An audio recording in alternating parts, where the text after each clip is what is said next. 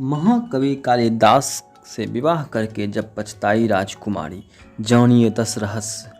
महाकवि कालिदास संस्कृत भाषा के कवि और नाटककार थे। उनकी रचनाएं अभिज्ञान शकुंतलम सबसे प्रसिद्ध है।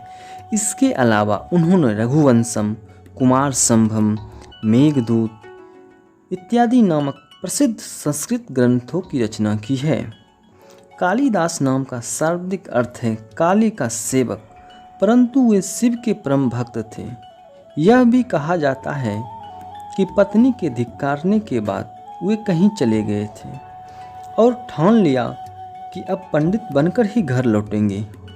इस दौरान वे माता काली का भक्त बन गए। कहा जाता है कि वे जिस गुरुदेव के आश्रम में पढ़ते थे, उस आश्रम से प्रत्येक दिन कोई न कोई बच्चे माँ काली की पूजा करने शाम को जाते थे। एक दिन की बात है, शाम में तेज बारिश हो रही थी। रास्ते में बारिश के कारण पानी जम गया था। कोई भी बच्चे माँ काली की पूजा करने को जाने राजी नहीं थे। अंतिम में गुरुदेव ने कालिदास से बोले। कालिदास जाने को राजी हो गए। कालिदास तैरते हुए माँ काली के मंदिर पहुँचे।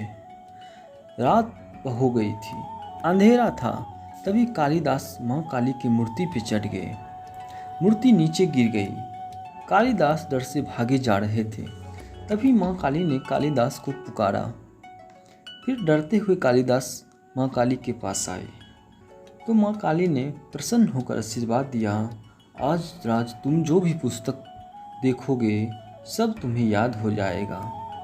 इस तरह वह विद्वान बन गए। कालिदास के बारे में कहा जाता है कि वे अपने प्रारंभिक जीवन में अनपढ़ और मूर्ख थे।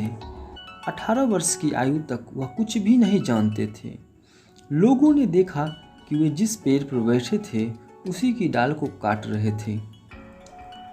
कालिदास की शादी मालव राज्य की अत्यंत बुद्धिमान और रूपवती राजकुमारी विद्योत्मा से हुई थी। राजकुमारी का यह प्रण था कि वह उसी युवक से शादी करेगी जो उसे शास्त्र में हरा देगा। दूर दूर से आए विद्वान हार गए तो उन विद्वानों के मन में बहुत गुस्सा आया। इसका बदला लेने के लिए एक चाल चली और मूर्ख युवक की खोज प्रारंभ की। तब एक जंगल में उन्हें एक झाड़ की शाखा पर बैठा एक युवक नजर आया जो उसी शाखा को काट रहा था जिस पर वो बैठा था। वो युवक कालिदास थे। उन्हें पेड़ से नीचे उतारा गया।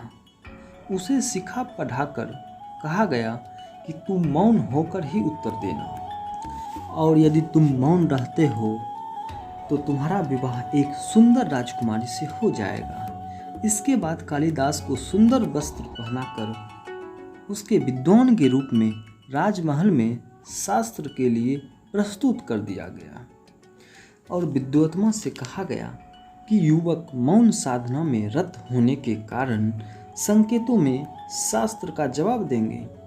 विद्वत्मा मान गई और शास्त्रार्थ शुरू हुई। विद्वत्मा ने अंगुली उठाई। उसका तात्पर्य था कि ईश्वर एक है और वह अद्वितीय है।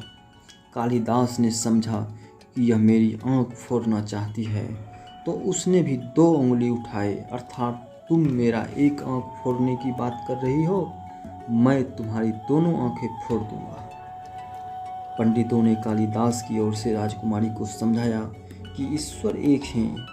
आपने ठीक कहा, पर प्रकृति और विश्व के रूप में वही अन्य रूप धारण करता है।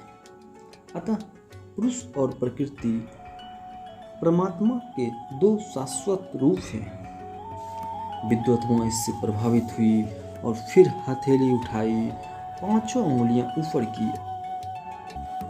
उनका तात्पर्य था, आप जिस प्रकृति जगत जीव या माया के रूप में द्वैतवाद को स्थापित कर रहे हैं, उसकी रचना पंच तत्व से होती है।